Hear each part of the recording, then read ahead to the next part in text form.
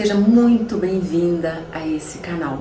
Hoje eu vou trazer para você uma vivência muito pessoal, particular, que no mínimo eu estou abrindo o meu coração para você. Então, antes que eu me esqueça, já deixa o seu like, afinal de contas, eu estou abrindo o meu coração para você e você pode deixar o seu coração aqui para mim. Não vai passar por aqui, escutar toda a minha história, entrar na minha energia, na minha vida, receber todo o meu amor e ir embora, sem dizer tchau. Seja muito bem-vindo.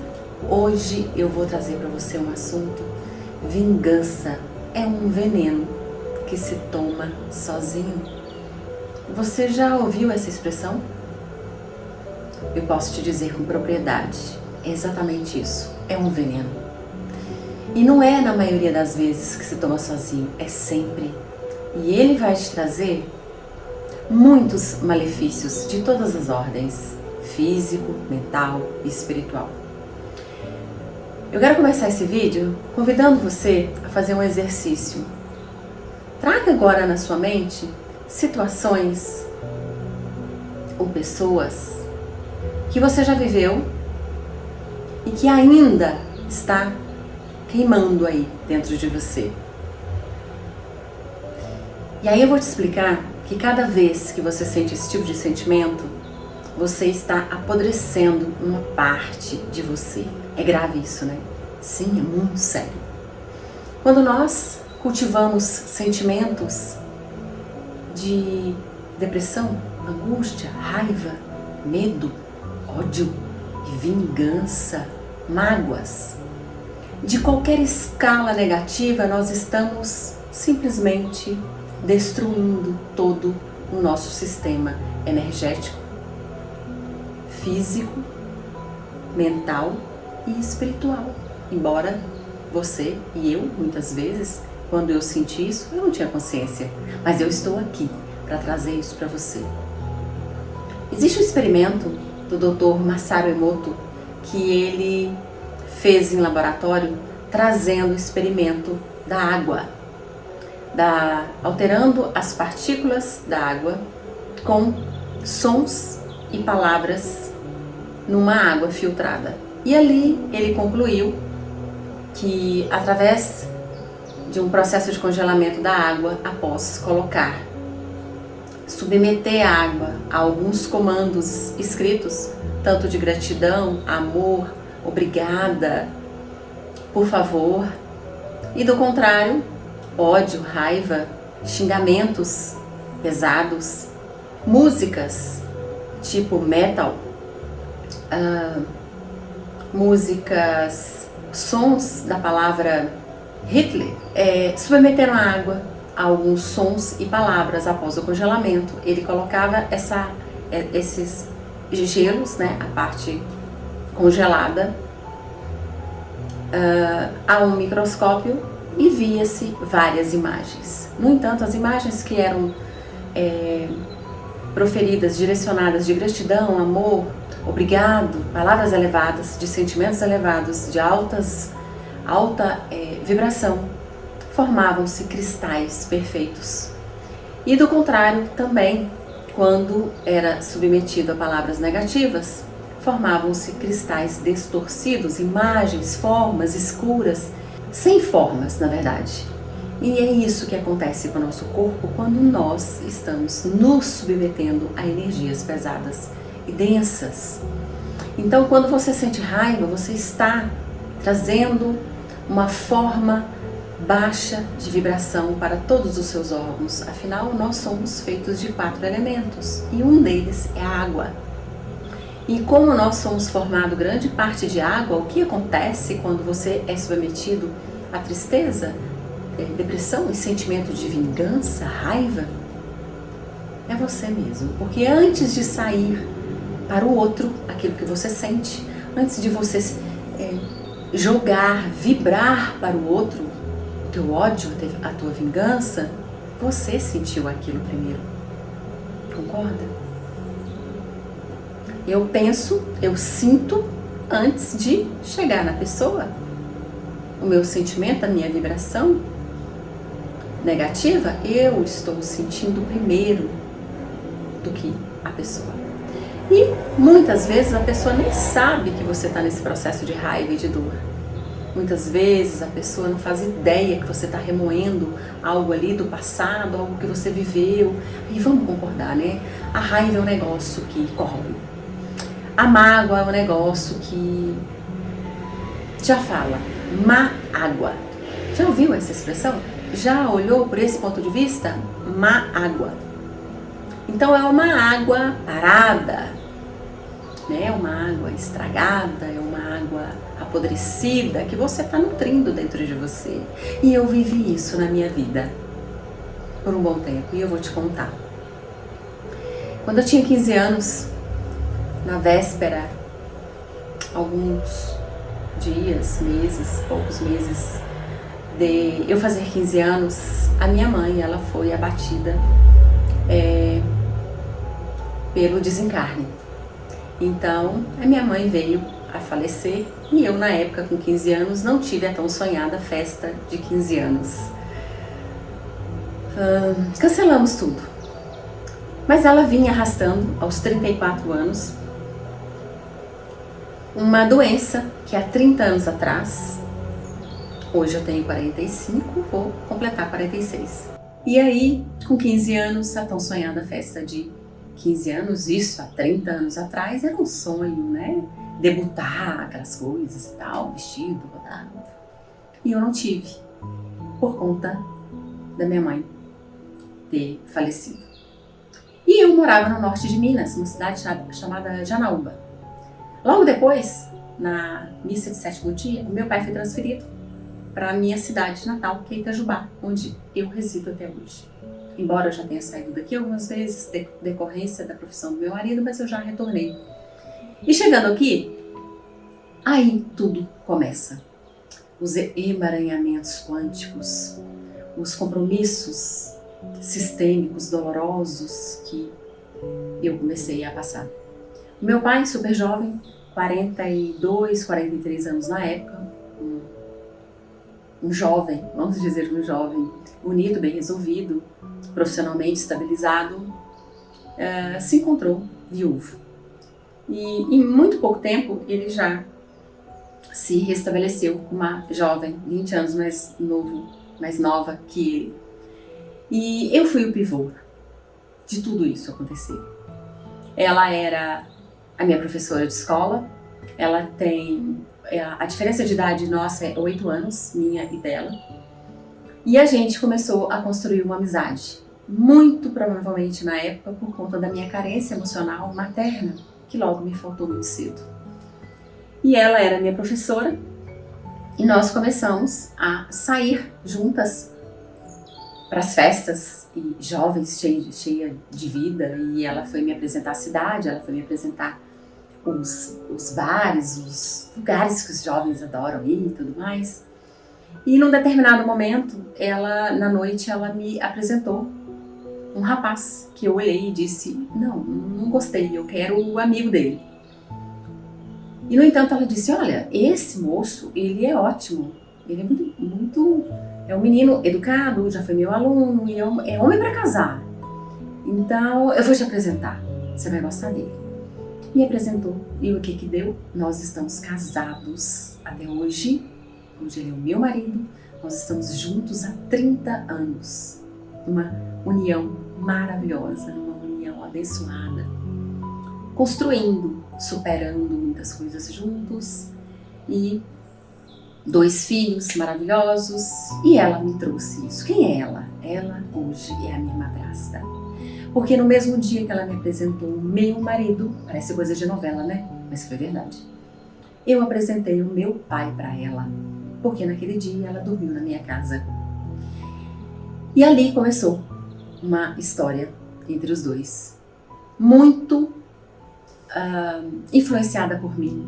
Eu apresentei, eu tinha afinidade com ela, ela passou a frequentar a minha casa e eu sentia uma confiança muito grande nela e pensei, é melhor eu ter uma madrasta que seja minha amiga do que uma madrasta que seja minha inimiga. No entanto, ela tornou-se a minha inimiga.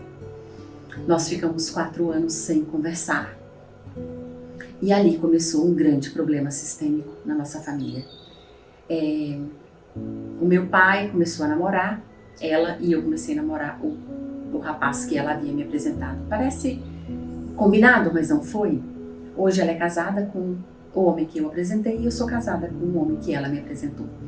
Enfim, resumindo toda a história, a inimizade aconteceu de uma forma muito brutal, porque quando eu percebi meu pai se envolvendo com ela, eu senti um processo, uma fase de ciúme muito grande, afinal eu tinha apenas 15 anos. E aquilo para mim foi muito dolorido, porque eu não soube lidar com todas aquelas emoções, todas aquelas dores, e eu comecei a nutrir um sentimento de ódio muito grande.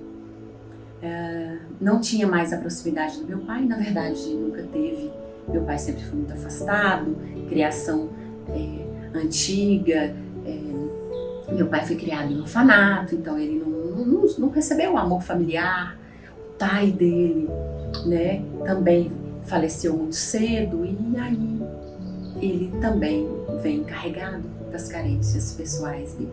Mas é um grande homem, conseguiu estudar, formar e construir tanto o patrimônio familiar, mas também o patrimônio material, enfim. E eu comecei a nutrir muita raiva para essa mulher, muita raiva.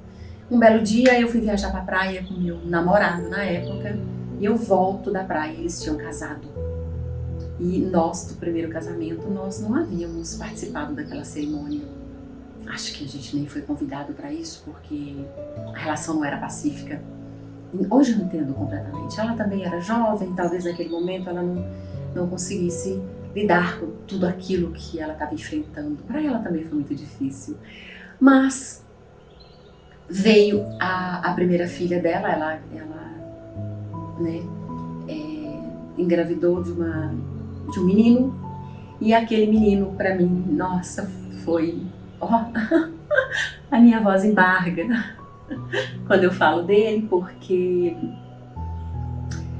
ele era pequenininho e eu, na época, eu ainda, quer dizer, antes, né, antes dela engravidar, persistiu as brigas, os desencontros e as dores eram constantes. Quando ela engravidou desse menininho, aí difícil. Aí o confronto amenizou um pouco e eu senti no meu coração de pedir para eu batizar esse menino. E no entanto, naquele momento, o coração dela não estava para mim, não estava entregue para mim ainda, e aí ela negou. Mas o menino foi crescendo e o menino tinha uma paixão por mim muito grande, ele não podia me ver, que ele adorava, e eu até hoje, né? Hoje ele é um homem enorme, lindo. Enfim, em seguida ela teve a segunda filha, e nesse momento da segunda filha o coração dela já estava mais aberto para mim, porque a gente já tinha amenizado um pouco as dores, os ataques, né, o sentimento de raiva e tudo mais.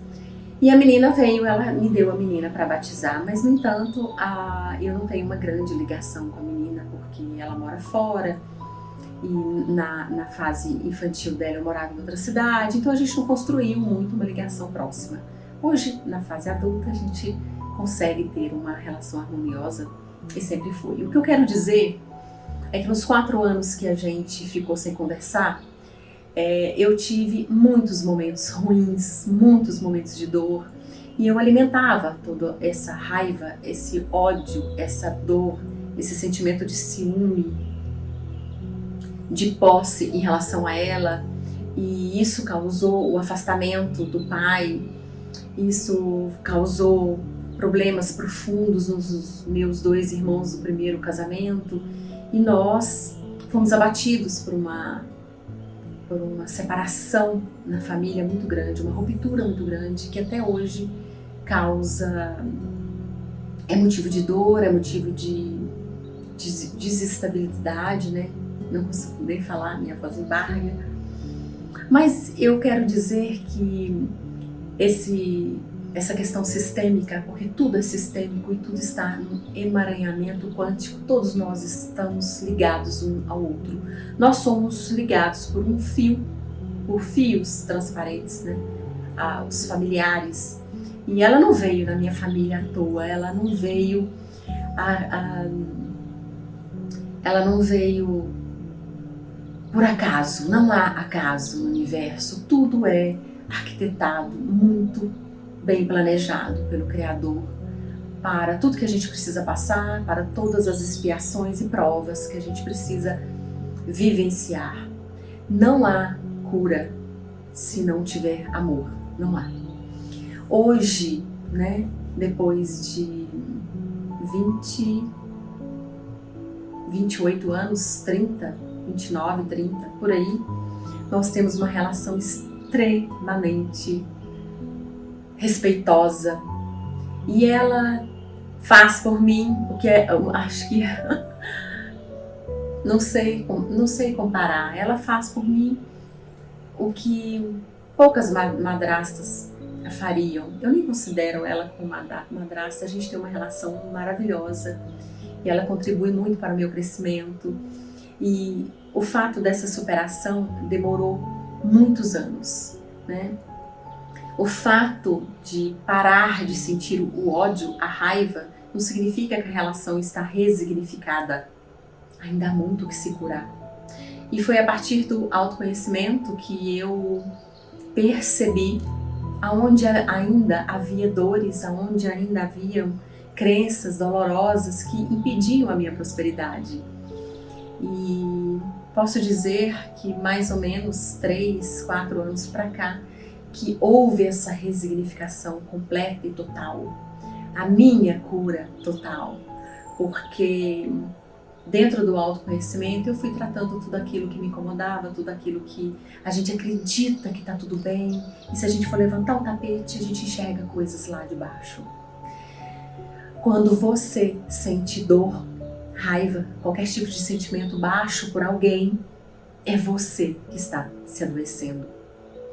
É o seu sistema que está se comprometendo cada vez mais, está aumentando a sua sombra e as suas dores e consequentemente, a paralisação da sua vida, da sua prosperidade, da sua abundância, tudo é bloqueado. Quando um sistema nosso, uma parte da nossa vida, ela é ferida, ela afeta todo o resto.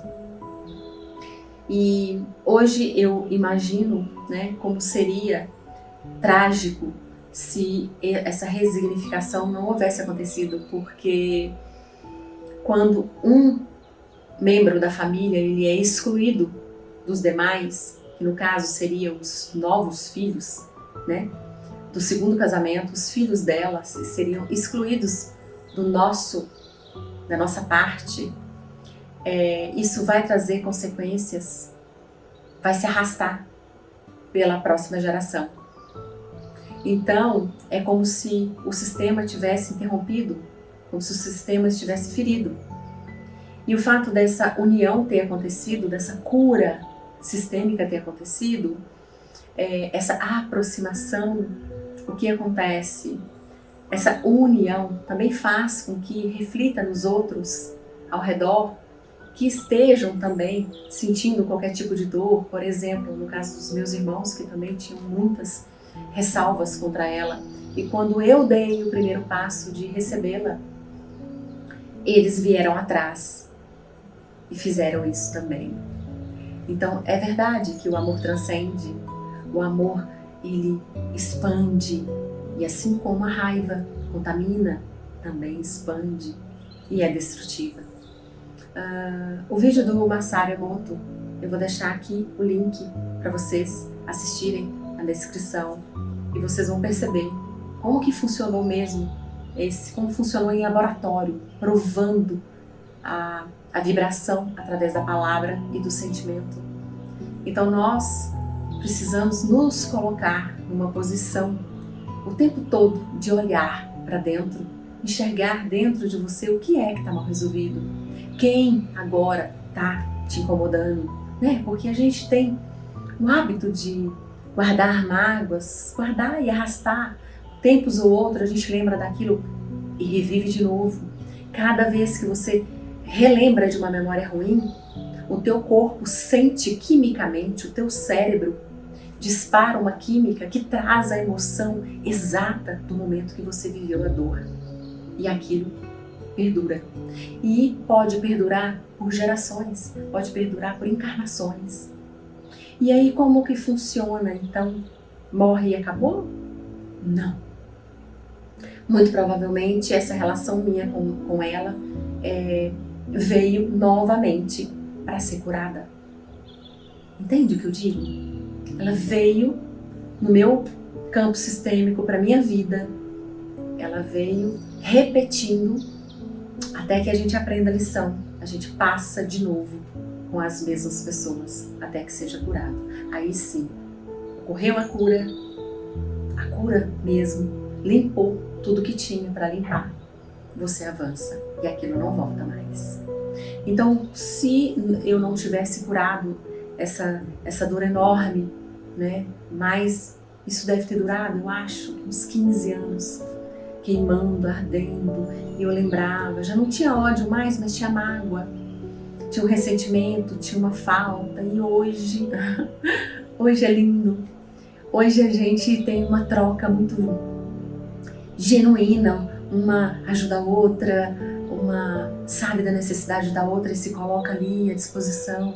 E ela tem sido assim uma pessoa fundamental no meu processo agora de crescimento e prosperidade. Ela tem feito parte disso. E a minha relação com meu pai melhorou extremamente porque eu me abri, eu curei, consegui me aproximar dele, entendi as limitações dele. E aí entra a empatia. O que é que você pode colocar no lugar do outro, sentir o que o outro sente, e não é fácil, não é. Você se anular por um momento e se colocar exatamente no lugar do outro para sentir o que ele está sentindo, o que ele está passando, aos olhos dele e não aos seus olhos, que são os olhos do julgamento. E você entender e dizer, eu entendo você, eu compreendo você, eu acolho a sua dor e a sua limitação e eu te amo mesmo assim. Isso é maravilhoso porque isso cura dentro do sistema familiar aquele sentimento, aquela expectativa que você tem às vezes do seu pai, da sua mãe, do seu irmão, seja quem for, do marido, do companheiro, da esposa, aquela expectativa que você deseja que a pessoa seja para você aquilo que você quer e a pessoa não consegue ser porque ela vai entregar para você o que ela é, ela vai entregar para você o que ela tem e ela vai entregar para você o que ela consegue fazer no seu limite. Para você pode ser pouco, mas é o máximo que ela pode fazer. E quando você tem a empatia, você consegue entender o outro lado e você aceita o outro como ele é. Esse vídeo trouxe uma parte da minha história, parece história de filme, né? Mas isso mostra o tão quanto as famílias, as pessoas e tudo está emaranhado. Eu saí lá do norte, vim morar pra cá, logo em seguida do falecimento da minha mãe, e o meu pai casou aqui de novo. Eu casei aqui, eu estava no norte, meu marido estava no sul. E assim a gente cruzou o nosso caminho para resignificar, para crescer e evoluir espiritualmente dentro daquilo que é proposto pela espiritualidade maior. Muito obrigada pela sua escuta e que você tenha tido um pouquinho de consciência sobre os seus sentimentos de vingança, o tão quanto o veneno quem está tomando é você. Gratidão.